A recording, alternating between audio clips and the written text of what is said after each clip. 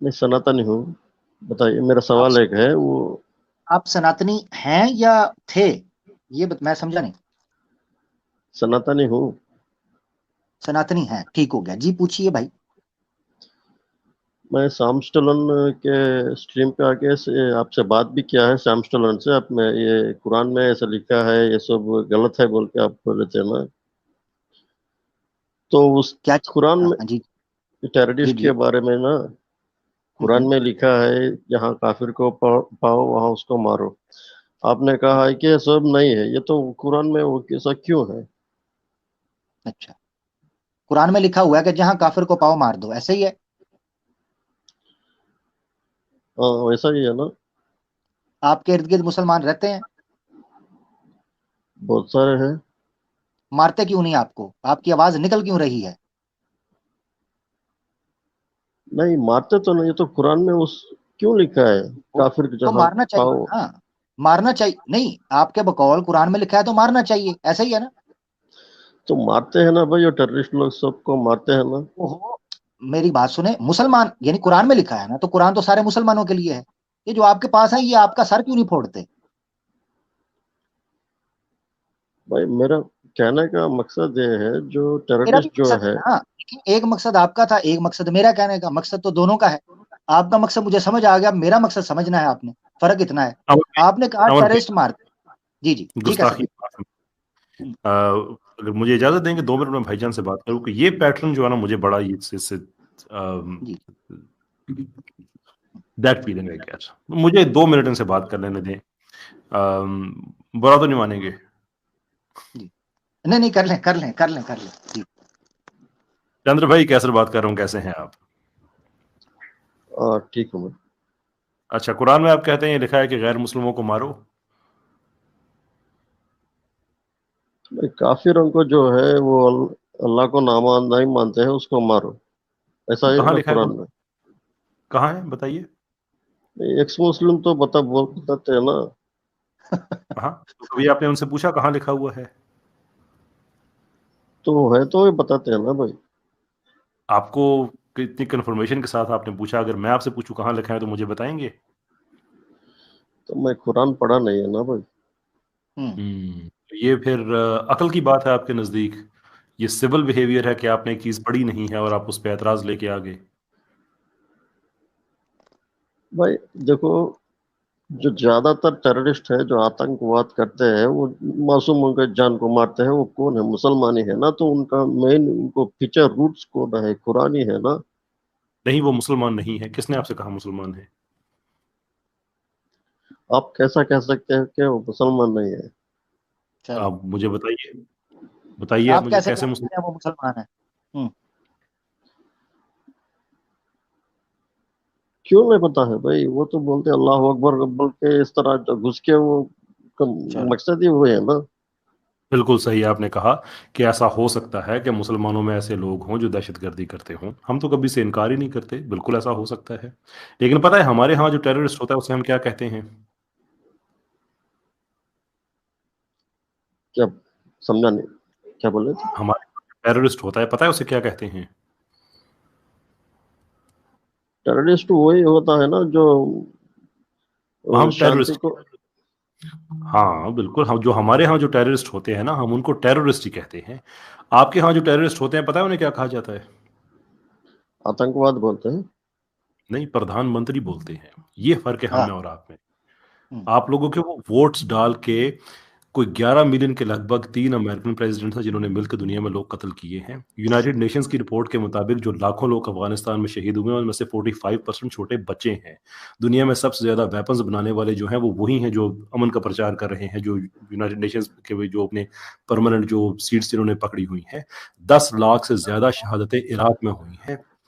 खुद उनके American generals on record कह रहे हैं कि हमने 7 कंट्रीज अपना मिडिल ईस्ट में उनको तबाह करने का प्रोग्राम बनाया, जिनमें से कई उन्होंने कर भी दिए। इसराइल जैसे मुल्क को वो 3 से 4 बिलियन डॉलर दे रहे हैं, जिसने 12 से ज्यादा बच्चे तो सिर्फ 1 जनवरी 2023 से लेकर अब तक 12 से ज्यादा बच्चे उन्होंने शहीद कर दिए हैं। 9 लोग सिर्फ कल उन्होंने शहीद किए। आपके गुजरात में जो कुछ हुआ, एक लंबी लिस्ट है 1948 से लेकर कहाँ कहाँ आप लोगों ने बलवे किए, कहाँ कहाँ जय श्री राम पकड़ पकड़ के लोगों को मार रहे हैं गलियों बाजारों में कि जय श्री राम कहो, जय श्री राम कहो। अभी बीबीसी ने डॉक्यूमेंट्री बनाई, बताया कि आप लोगों के जो प्राइम मिनिस्टर साहब हैं इन्होंने क्या क्या किया हुआ है। चर्चेस पे हमले किए। हिंदुत्वा वॉच, मैं फिर कहूंगा ताकि सब चीज सुन लें, हिंदुत्वा वॉच ट्विटर पे ये मस्ट फॉलो करें इस अपना इस अकाउंट को, जहां पे डेली आपको रिपोर्ट्स मिलती हैं। इसके अलावा बहुत बड़े बड़े नाम हैं। पीटर फ्रेडरिच मिसाल के तौर पे एक्टिवली काम कर रहे हैं हिंदुत्व के खिलाफ, जो फैक्ट्स डेटाज लेके आते हैं, बताते हैं कि कैसे क्रिश्चियंस और मुसलमानों को वहां पे दहशतगर्दी करके मारा जाता है। और जो लोग मारते हैं वो आपके प्राइम मिनिस्टर हैं, वो आपके बड़े बड़े ओहदों पे बैठे हुए हैं। आपकी ये जो संघ परिवार है, इसमें ऐसी ऐसी जो थिंक टैंक्स हैं इंडिया में, उन थिंक टैंक्स को जो लीड करने वाले हैं, जो हिंदुत्व को बाय फोर्स इंडिया में इम्प्लीमेंट करना चाहते हैं, वो आपकी गवर्नमेंट के साथ डायरेक्ट उनके लिंक्स हैं। ये किसने आपको बता दिया है कि जो ज्यादा होते हैं आतंकवाद वो मुसलमान करते हैं? भाई हम तो खुद आतंकवाद के सबसे ज्यादा हमने नुकसान बर्दाश्त किया है, लेकिन हमारा दहशतगर्द फिर भी दहशतगर्द ही कहलाता है। अमेरिका में वो सदर बन जाता है, इंडिया में वो प्राइम मिनिस्टर बन जाता है, बाकी बड़े बड़े ओहदों उसको मिल जाते हैं। कोई क्वार्टेट का, टोनी ब्लेयर क्वार्टेट का बना हुआ है, अपना लीडर बना हुआ है। ये कैसे हो सकता है? बताएं कि जरा ये कैसे होता है दुनिया में। मैं इंडिया का बात कर रहा हूँ ना भाई। मैं भी इंडिया का कर रहा हूँ। जो कश्मीर में हो रहा है ना दंगे फसाद, ये आतंकवाद के क्यों हो रहे हैं? ये तो कश्मीर का हिस्से में आ जाता है। भाई चंद्रा भाई, मुझे इस मिनट आप उनकी बात का जवाब देना। आप फिर वही आपने वो लिस्ट खोल ली है जो लिस्ट व्हाट्सएप के ऊपर सेंड की जाती है, उनकी बात का भी तो जवाब देना, वो जो पूछ रहे हैं। बताइए। आप नरेंद्र मोदी के जी के बारे में तो सवाल कर रहे हैं क्या? उन समेत बात जी, उन समेत मैं बात कर रहा हूँ। गुजरात में जो दंगे हुए हैं ना, उसमें तो नरेंद्र मोदी का तो कुछ भी नहीं, तो बोल के फैसला तो आ गया है ना कोर्ट से। अच्छा। कुछ नहीं था तो ये बीबीसी की डॉक्यूमेंट्री पे वो चलाने थे और जरा केस करें उन पे, बीबीसी वालों पे कि आपने। वो तो अंग्रेज का है ना, वो तो खिलाफ ही होता है। हाँ, खिलाफ ही होता है। अच्छा, ये जो अंग्रेज का इंग्लैंड का जो प्राइम मिनिस्टर है, यूके का, सॉरी, उसने तो कहा है कि नहीं, मोदी जो है वो ऐसा नहीं है, वो तो बड़ा अच्छा बंदा है। तो वो क्यों आपके खिलाफ नहीं हुआ? नहीं भाई, ऐसा तो नहीं है। बीबीसी तो ये एंटी हिंदू का चैनल है। अच्छा, एंटी हिंदू है? नहीं, अच्छा, दुनिया में जो सच बोलेगा वो एंटी हो जाएगा, ऐसा ही है? नहीं, ऐसा तो नहीं है भाई। मोदी जो आप बोले थे ना, मोदी के ऊपर जो ये ड्राइड्स के बारे में जो डॉक्यूमेंट्री लिखवाया है ना, ये उसमें मोदी का तो कुछ भी नहीं। ये तो वहां के थोड़े चंद लोग, मैं बोलता हूँ ना, हिंदुओं में भी थोड़े बंदे होते हैं, उन्होंने थोड़े, जल्द। हाँ। चलिए देखते हैं कितने होते हैं। अमर भाई, मैंने एक शेयर किया आपके साथ एक लिंक, स्क्रीन थोड़ी है मेरी, शेयर करेंगे एक सेकंड में, जरा थोड़े बताऊं इनको ये कितने होते हैं। थोड़ी अगर बड़ी कर सके आप, शुक्रिया अदा करूंगा आपका। ये बड़ी है, सिर्फ आपको जूम करना पड़ेगा। अच्छा, मैं देखता हूं मैं इसको कैसे जूम कर सकता हूं। अच्छा जी, इसको जूम आप कर दें, कंट्रोल प्लस और माउस। हाँ ठीक है, जबरदस्त, यस हो गया। ये मेरे भाई जरा देखेंगे ये क्या लिखा हुआ है यहाँ पे। ये जो आप कह रहे हैं थोड़े से लोग होते हैं जो ऐसा करते हैं, ये जेनोसाइड वॉच की मैं आपको वेबसाइट दिखा रहा हूँ। ये वो इदारा है जो दुनिया में जहां जहां जेनोसाइड होता है, जो जहां पे बिल्ट अप हो रहा है, ये वहां का डेटा इकट्ठा करके बताते हैं कि इस वक्त इंडिया के क्या हालात चल रहे हैं। ठीक है ji, India alert status, genocide alert. ठीक है जी, जेनोसाइड स्टेज 5 ऑर्गेनाइजेशन, ये 10 स्टेजेस होती हैं। अच्छा, कुछ रिपोर्ट्स के मुताबिक इंडिया 8 पे जा चुका है, कुछ के मुताबिक 5 पे है। ये जो आपको दिखा रहा हूँ ये 5 पे है, यानी कि जेनोसाइड अचानक नहीं हो जाया करता, उसके लिए 10 स्टेप्स आइडेंटिफाई किए हैं जो जेनोसाइड के एक्सपर्ट्स हैं उन्होंने। तो इंडिया 5 पे है। Affected groups, land owners and Muslims.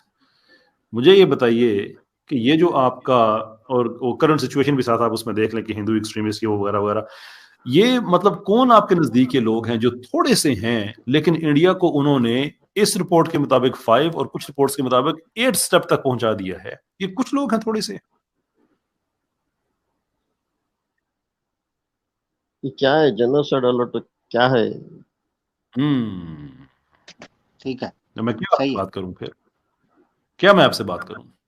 और वहां पे गर्दनें काट रहे हैं मुसलमानों की, नमाज पढ़ते पढ़े अपने घर में जो नमाज पढ़ रहे हैं उनको उठा के ले जाते हैं। हालत ये हुई पड़ी है वहां पे।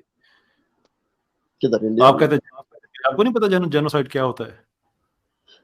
जेनोसाइड का पता है, तो आप बोलते मैं हैं आपको मुसलमान को। पता क्या है, ये पता देखो क्या है मेरे, चंद्रा भाई, ये है जय श्री राम और जय बजरंग बली और जय बजरंग दल बोलकर मुसलमानों के गले काटने और उनकी लिंचिंग करने वाले, ये है मैं इसके जेनोसाइड अलर्ट। खिलाफ हूँ अब भाई। आपको समझ आ गया होगा कि कैसर भाई ने आपके साथ ये सारी बात क्यों की, क्योंकि आपने अल्लाह अकबर बोलकर करने वाले की वजह से मुसलमान को ब्लेम किया। अब आपके सामने उन्होंने पूरे के पूरे स्टैट्स रख दिए हैं इंटरनेशनली, अपने नहीं।